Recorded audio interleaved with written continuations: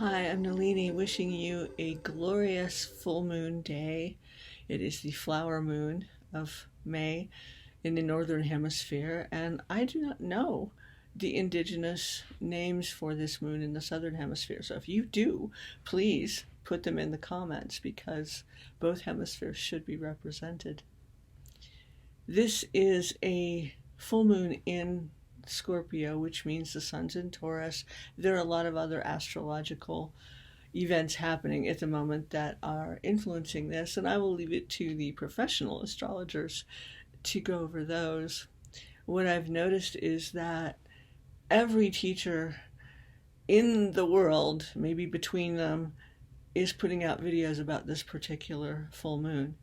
And the why of it is that this isn't special and things are going to come from the sky and save us, because no one's going to do that really but ourselves. But there are alignments that are facilitating what we have within us. Now, a new moon is good for going within, deep listening, and coming out of it as the moon waxes, the reflection of the sun, into an understanding of what we might set as intentions, what we might intend. A full moon is a time to look as an inner or reflected harvest of what actually is changing, has changed, not just what we are going through. We all have lots of that at the moment, but what reflecting is shifting. If we look at ourselves honestly and truly, how have things shifted? In a class that I taught on Saturday, just before this lunation, Source came through me, and she comes through as various forms of what you might call the goddess, the creatrix of all that is. Whatever word, whatever name you want to use, of course, is fine because Source has no gender. But this is how she comes through me. And she said, it is time to look in the mirror of yourself. It is time to look the goddess in the face. And this is being said in a lot of ways, in a lot of different mediums. I heard it said by an actor in a documentary that's just come out recently that, Mama Nature is angry. Perhaps. To me, it looks like this is a much needed shift, and she's helping to facilitate that. Our planet is helping to facilitate that. The whole planet is going up in vibration. So are we. Our bodies are made of her elements. So blessings and thanks to our planet, to the earth, Gaia, for giving us the wherewithal to have these bodies. And then gratitude to this lunation for showing us how the mysteries are coming into grounding. And not just within the earth, but within all of her creatures, all of nature. And we are of that within our bodies. How are the elements shifting and changing, and will we let them? So this particular full moon, which happened a couple of hours ago, perhaps, as I'm recording this, has given a huge heart opening, a huge energetic and vibrational opening. And within that, will we simply bask in, oh, look at how I've opened? There's a spiritual tendency to do that. But what if we opened and thought, whatever there is from Source, by whatever name, to receive and assimilate and integrate, I'm willing. You're well able. And it's time to be ready. Let yourself shift. The ways that you think you are or have believed yourself to be are shifting. I worked in corporate data for a long time. I was a martial artist teacher for many years. And this morning, just before the full moon, all of a sudden I was thinking about practice swords and how I had donated them to an organization in my area at the time when I was moving house rather drastically. And the long poles that have edges and things don't really go well on most forms of mass transport.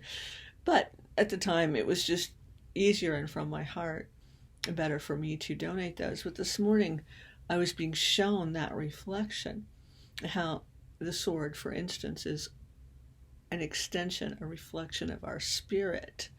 Now, we say it has double edges.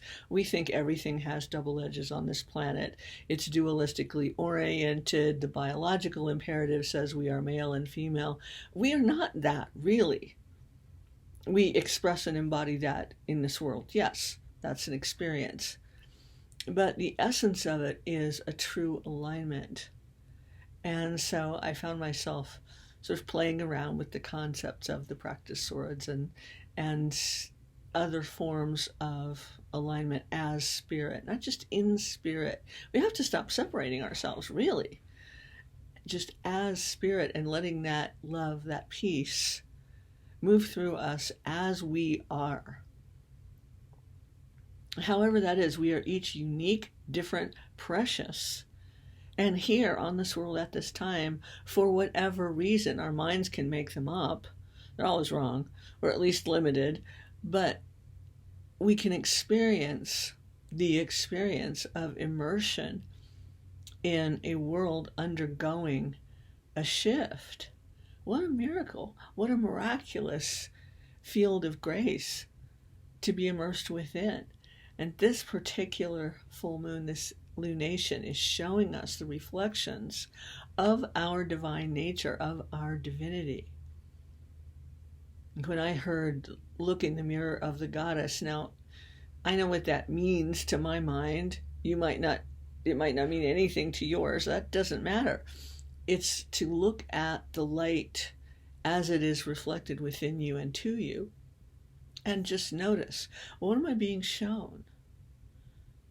You ever notice how in a full moon, the brightness of the light at night, now this one will be a little dimmer because it's at apogee, meaning its orbit is furthest away from our planet, but the bright light obscures a lot of things. We say, oh, I can walk, I can see, I don't need street lights or a torch or anything. Well, did we ever really? And I'm not talking about just the eye's visual capacity, but have we owned our loss of vision, our loss of the ability to see in different ways, to perceive truly?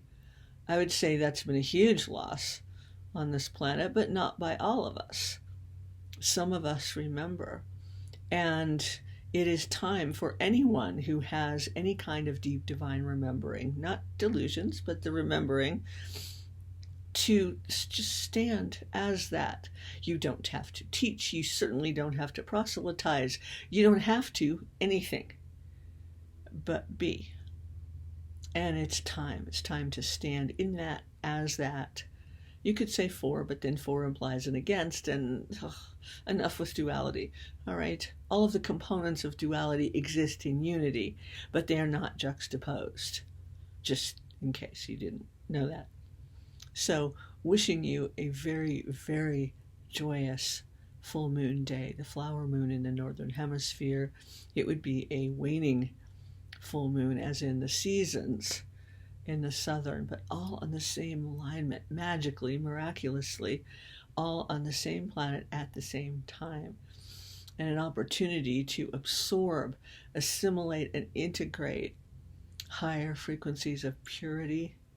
And that doesn't mean some saint-like do-gooding thing. It's really what is the pure nature of the moment.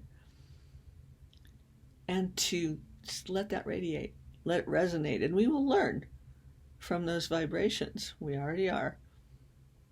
But why not be the joyous end of that particular stick? So, a blessed full moon to you all. Thank you for being.